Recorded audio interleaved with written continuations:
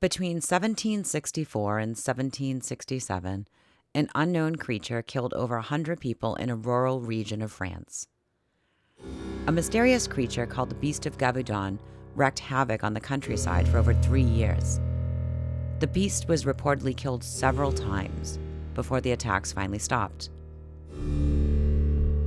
The population consisted mostly of impoverished, defenseless peasants. Children and women were in charge of herding sheep and cattle. Wolves were common. They often preyed on livestock, and herders were well versed in their appearance.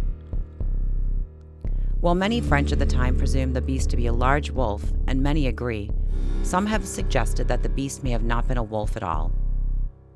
A beast that was like a wolf, but not a wolf.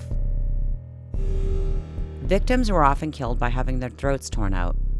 A study estimated that there had been 210 attacks, resulting in 113 deaths and 49 injuries. 98 of the victims killed were partially eaten or dismembered. Sometimes missing limbs or heads were found several dozen yards away from the body. The attacks were said to have been committed, according to many eyewitnesses, by a beast with yellowish-brown fur, black stripes running down its backbone, and a tail longer than a wolf's, ending in a tuft.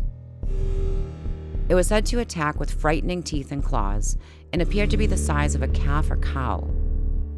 It was said the beast seemed to fly or bound across fields towards its victims. The Beast of Gévaudan committed its first recorded attack in the early summer of 1764. A young woman who was tending cattle in the forest in the eastern part of Gévaudan saw a beast, like a wolf, yet not a wolf, come at her. The bulls in the herd charged the beast, keeping it at bay. Then they drove it off after it attacked a second time. Shortly afterwards, on June 30th, the first fatal attack was recorded. 14-year-old Jean Boulet was killed. Her burial certificate specified that she was killed by the ferocious beast. A second victim reported on August 8th, aged 14. These two victims were both killed in the Allier Valley. From the end of August and in September, other victims were attacked in the forest or its surroundings. The beast was repeatedly preying on lone men, women, and children as they tended livestock. Reports said that the beast seemed to only target the victim's head or neck regions. Some witnesses claimed the beast had supernatural abilities. They believed it could walk on its hind legs and had feet like humans. They believed the beast performed astounding leaps. They also believed the beast could repel bullets and come back from the dead after being struck and wounded. By late December, rumors had begun that there might have been a pair of animals behind the killings. This was because there had been such a high number of attacks in such a short space of time, and because many of the attacks appeared to have occurred or were reported nearly simultaneously. Bounties were offered and hunters combed the countryside looking for the creature. On January 12, 1765, 8 children from the village of Villaret were attacked by the beast. After several attacks, they drove it away by staying grouped together and attacking it with sticks. King Louis XV awarded the children a reward for heroics and decreed that the French militia would help find and kill the beast. Duchamel, the Clermont prince, and his troops were soon sent to Gévaudan. On several occasions, he almost shot the beast, but after 7 months of hunting, they were unsuccessful in their efforts to kill the beast due to the rugged country, terrible weather, and elusiveness of the creature. Next, the king sent 2 professional wolf hunters, John Charles and his son. They arrived on February 17th, bringing 8 bloodhounds that had been trained in wolf hunting. Over the next 4 months, the pair hunted for Eurasian wolves, believing that one or more of these animals was the beast.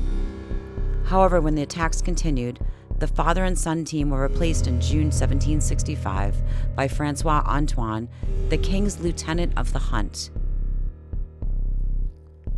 Antoine organized a great hunt. That day saw the feat of the Maid of Gévaudan. Marie-Jeanne Vallée was taking a footbridge to cross a small stream when the beast appeared.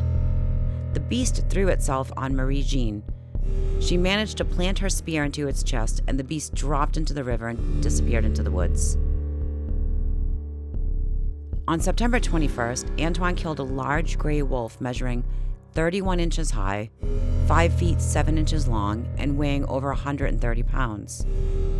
Antoine officially stated, "We never saw a big wolf that could be compared to this one. Hence, we believe this could be the fearsome beast that caused so much damage." The animal was further identified as the perpetrator by several attack survivors who recognized the scars on its body inflicted by victims defending themselves.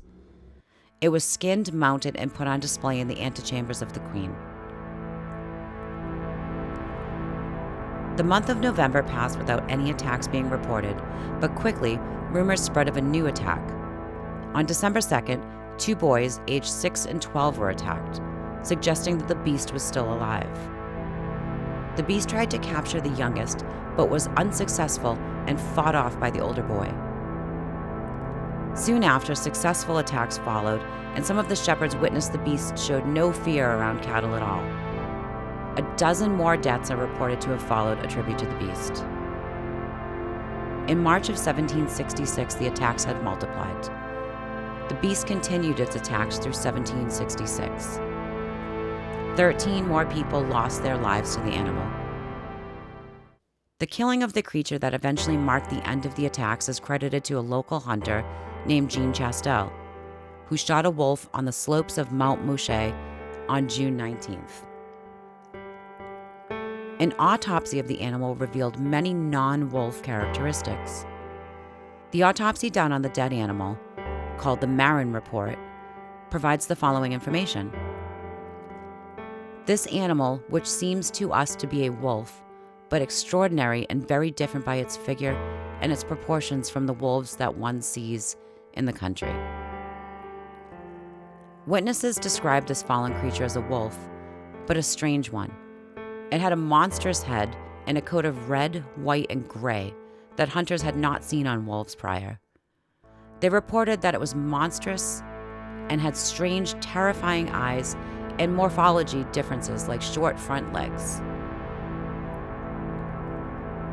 The corpse itself, badly taxidermied and ferried around, had rotted in the summer heat, and giving off such a bad odor was quickly buried and lost to time and research.